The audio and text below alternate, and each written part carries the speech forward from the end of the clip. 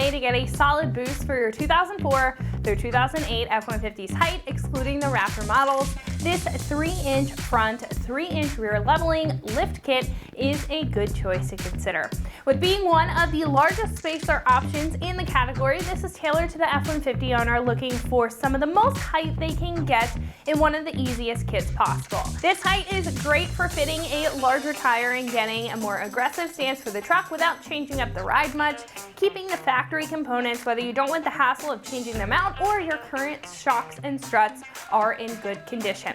It's also the same height for the front and the rear, so while it will lift the truck, it won't do a whole lot of leveling out here unless you're under load in the back if you are specifically looking to keep some rake if you're doing any towing or hauling with your truck. This kit offers 3 inches of lift in the front and 3 in the rear, raising overall ground clearance, allowing your truck to get over hazards and clear anything in its path much easier, and more importantly, fit a larger tire. Now, this fits up to a 35-inch tire in the wheel well, boosting the capability of your truck with a larger footprint and helping with the aesthetics of your build. Again, this won't change up the ride quality much of what you're currently working with as far as your shocks and struts are concerned, but because this does significantly increase the height, I do recommend some longer shocks or shock extensions and upper control arms for the front to accommodate for the suspension angle change. And that will allow a smoother ride compared to the current components that may be a little bit limited with the extra height and would reduce any accelerated wear on affected components as well.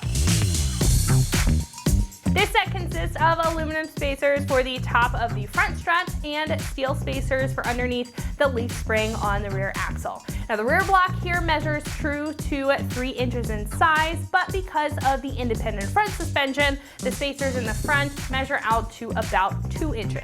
Now, the suspension geometry and the spring compression, however, in conjunction with the height of the spacer at 2 inches, create that 3 inches of lift in the front. So don't be discouraged when you see the size of the spacer. Now, both have a black coating on them to prevent any rust or corrosion, and the kit includes everything that you need in order to install them, including the hardware to bolt the spacer to the top of the strut and longer U-bolts, as well as alignment pins on these rear spacers to make sure that these are properly installed on the axle and underneath that leaf spring. This kit is about $200 and is one of the most affordable options for a front and rear spacer lift. Comparing this to others, again, this is one of the higher or more aggressive lift heights in the category that only includes spacers in the kit, making it very easy as far as the install and overall lift kits are concerned. Now, others at this height may include upper control arms or shocks or other components, but if you would rather keep it simple and mix and match parts, this would be a better kit for your build. Now, it also includes both the front and rear at the same height if you do want to keep a little rake compared to options that eliminate that rake altogether. Now this is a 2 out of 3 wrenches on the difficulty meter, taking about 4 hours or so in total. So if you're thinking about each corner, it's probably going to take you about an hour at each corner with the right tools and setup. However, at this point, I'm going to pass you over to one of our installers. They are going to show you a detailed breakdown on how you can install this on your truck if you are tackling this at home or you're just curious about how this bolts up. So that is going to wrap it up for me. Let's go ahead and get to the install. For this install, you need a 3/8 impact and 3/8 ratchet and 1/4 inch ratchet, trim panel removal tool, 3/8 extension, 22, 21, 21 swivel, 18, 15, 13, 10, and 8mm socket, 8mm Allen wrench, 7/8, 18, 17, and 15mm wrench, a hammer, caliper hanging tool, pry bar, vacuum pump, and a pair of pliers. And also not shown be a lift and pole jacks. All right, today we're going to be installing a lift kit on our F-150. First, we're going to watch a quick video how to install the front strut, and then we'll come back here to install the new spacers and the rear spacers. First thing we're going to do on our uninstall is remove these 2 brackets here that hold our brake line and our ABS line to the steering knuckle, and disconnect them from the bracket or the control arm up here to get them out of the way to relieve some of the tension when we remove the steering knuckle from the upper control arm. So we're going to use an 8mm and a 10mm socket to remove these 2 brackets here, and then a trim removal tool to pop out these plastic push pins here that hold the brakes up the stairs. So we'll use our 8mm to disconnect the bracket from the ABS line.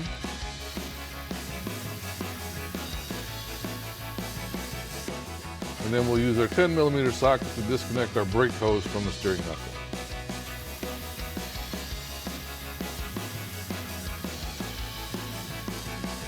Now we'll use our trim removal tool to remove these plastic push clips here, and then one at the top.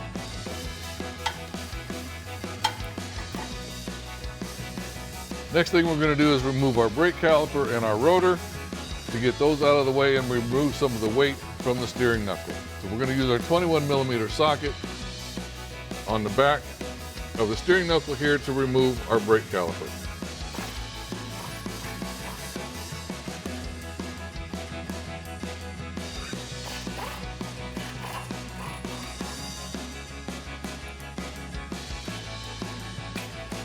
Now we can lift our caliper away from the rotor and then pull our rotor straight out.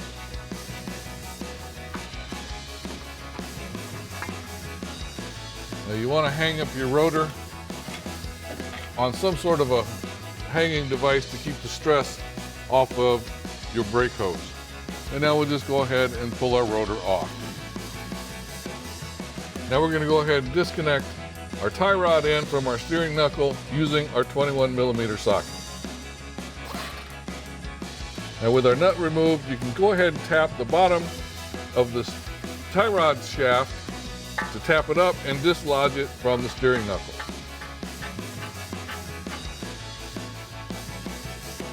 Now we're going to go ahead and disconnect our sway bar end link right here from the sway bar so that we can go ahead and lower our lower control arm when we remove our strut.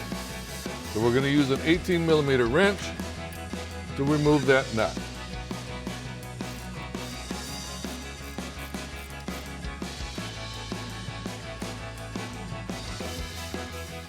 Now there are two vacuum lines connected together right here behind the steering knuckle itself.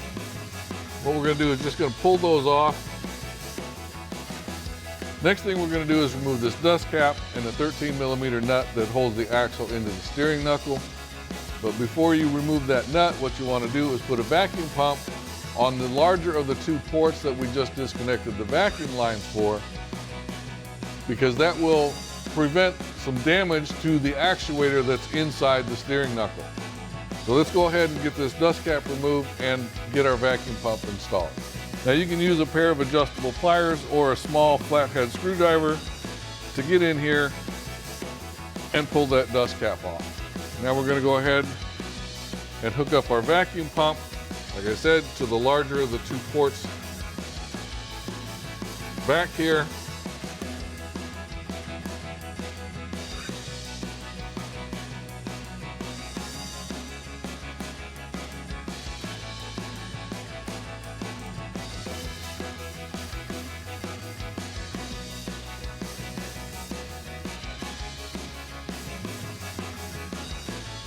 And you want to use your vacuum pump and pull it up to about 24 or 25 inches of vacuum. Then we'll go ahead and remove our nut. So using our 13mm socket, we'll go ahead and dislodge this nut.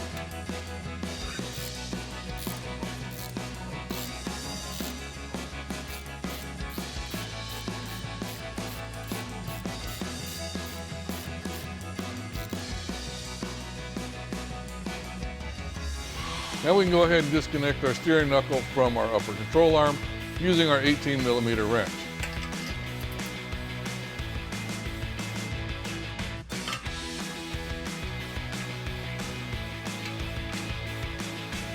Now we're not going to take the nut off yet because, as you can tell, we haven't separated the ball joint shaft from the steering knuckle.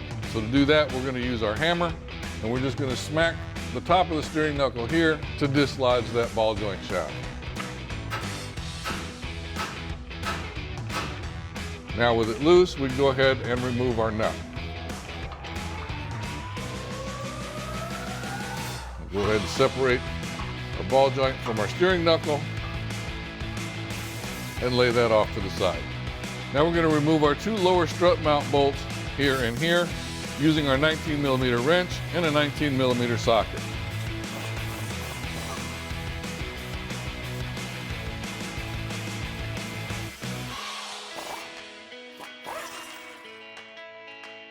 Now we can remove the 3 nuts from the top of our strut using our 15mm wrench, and we can pull our strut out.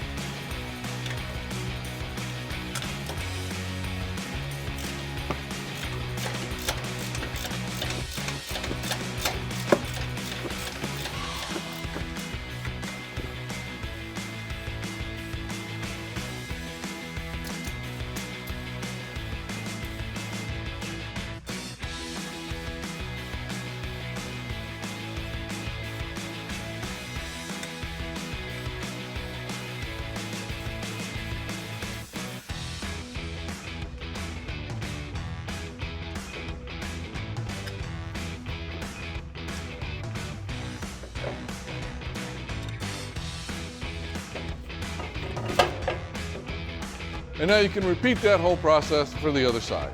Now that we have our factory strut out, we just have to assemble our spacer. Now we have 3 Allen bolts that are gonna get threaded in. You'll see a recessed hole here with a threaded hole in the back. Our Allen bolts are gonna go in there through the top. Like so. Then you're gonna take an 8mm Allen wrench or Allen socket, whatever you want, and just thread them all the way down and tighten them down.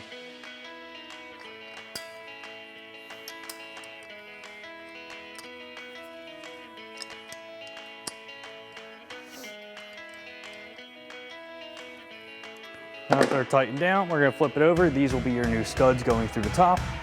We're gonna get it over our factory strut. Now this does only go one way. Just wanna make sure that you line up the studs properly. We get our spacer lined up over our factory studs. We're gonna take our factory nuts that we took off and thread them on. Grab a 15mm socket, and you can grab your impact or ratchet and tighten those down.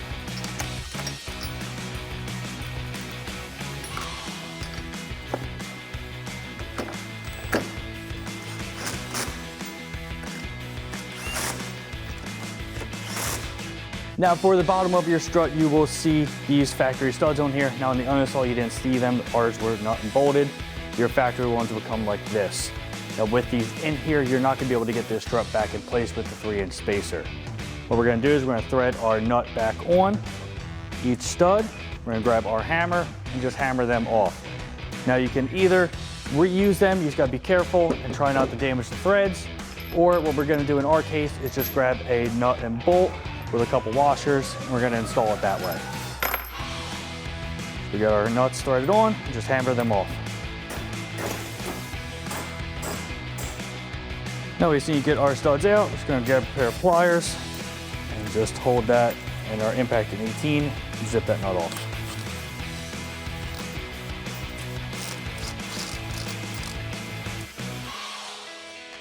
Now we're gonna get our strut in place. We're gonna get our top studs lined up. And then just push that in place. Now you notice that your bottom of the strut will be off center just a little bit. So if we need to, we can spin that and change the angle of this. So we're gonna come up to the top of our strut and we're gonna get our washers and nuts on. Now if there's not enough thread sticking out, you're gonna go to the back stud and tighten that down, and it'll pull the other ones up. Let's get these started first.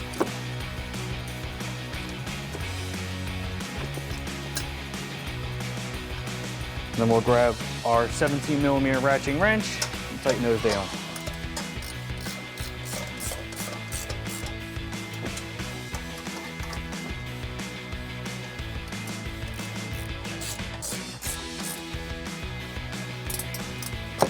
All right, I just switched to a smaller ratchet just because of the room.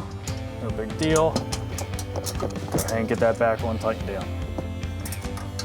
So at the bottom of our strut here, you'll see that our bushing is not exactly lined up because we had to flip it when installing it.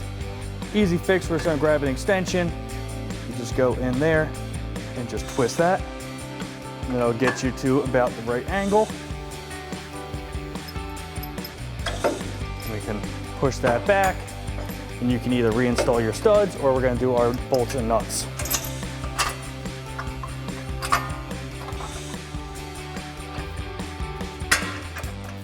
Get our washers and nuts on the bottom. So we're gonna come underneath, thread our washer and nut on. And you grab whatever tool you need. In our case, it's a 15mm socket. If you're using the factory stuff, it'd be an 18.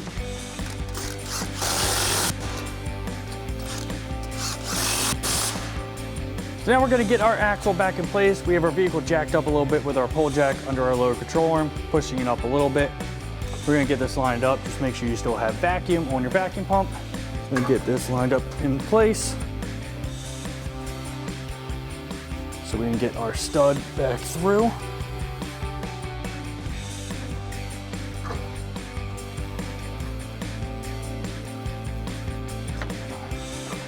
right, so we have a little bit through right now.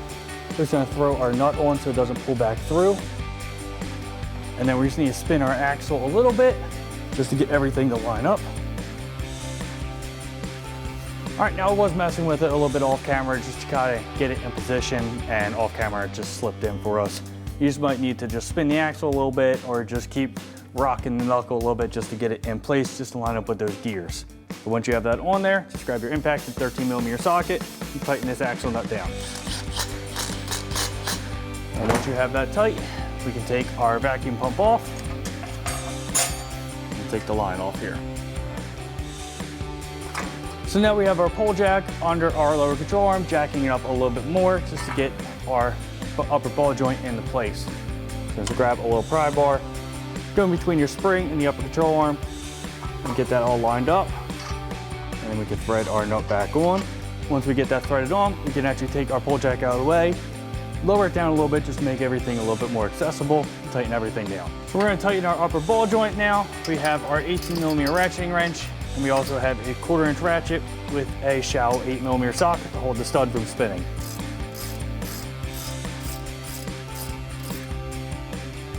We're gonna come back to the back of the knuckle and plug in our vacuum line. Next, we can come over and get our tie rod back into our knuckle,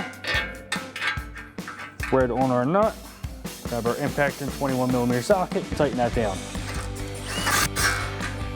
Now we're gonna get our rotor into place. And just to make it easier to get our caliper on next, we'll just thread on one of our lug nuts. Help hold it tight. Also, while we're here, reinstall our cap for our axle nut. Give it a little tap with a hammer, and we can get our caliper on next. We will get our caliper back over our rotor. Get our 2 bolts lined up and threaded in.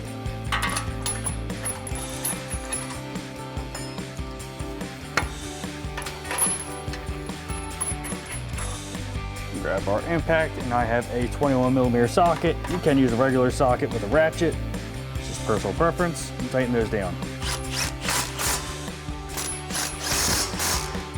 Next, we have our 2 brackets. So we have our 10mm bolt here, and then our 8 in front.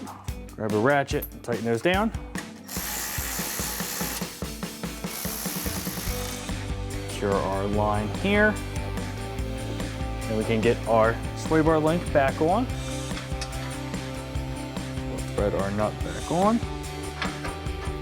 Grab our 18mm ratcheting wrench. Tighten that down.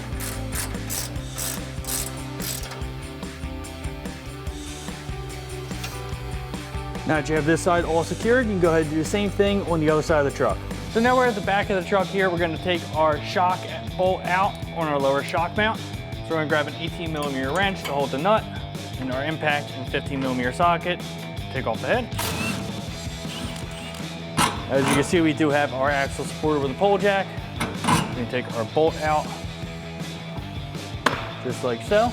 Next, we're gonna come back to our U-bolts. So we're gonna loosen up and take off all 4 of our nuts.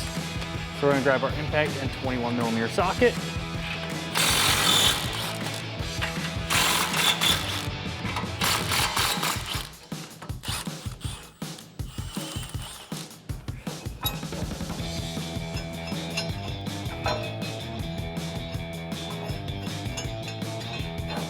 Take our bottom bracket off, and then take our factory U-bolts off. Now we're gonna lower down our side of our axle so we can get our factory block out of the way. The only thing you need to pay attention to is all these lines here. Make sure you don't pull down too tight on them. Once that's out of the way, get the factory one out, get the new one in. So we have our axle lowered enough to get our new block in. Now the block is tapered. You're gonna put the skinnier part towards the front of the truck. I'm gonna line that up. We can jack that back up into place. Just line up all of our pins.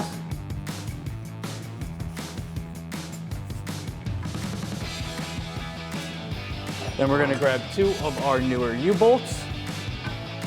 Just get them over.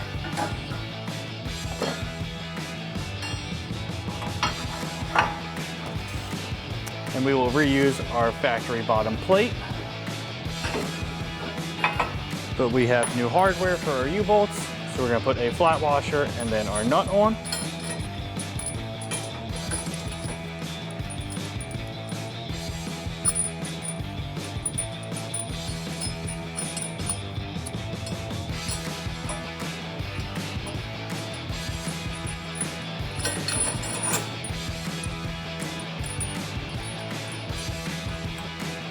We're gonna grab our impact and 22mm socket, and we're just gonna start tightening these down. We're gonna grab our impact and a 22mm socket, or a 7/8 socket works also, and tighten these down as much as possible. Socket's probably gonna bottom out before they get tight. So now we're gonna come down and tighten down our nuts for our U-bolts. Now we're gonna grab a 22mm socket, or a 7/8, it's the same thing, and tighten these down as much as possible. It's probably gonna bottom out before we can get them all the way tight. So you wanna tighten them down, going in a crisscross pattern.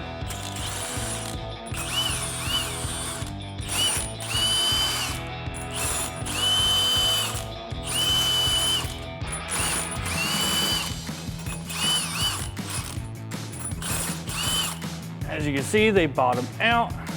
So we're going to finish this off by hand with a wrench. Luckily, you can just tighten these down by hand. We'll take our 7/8 wrench, same thing in a crisscross pattern, just tighten them down.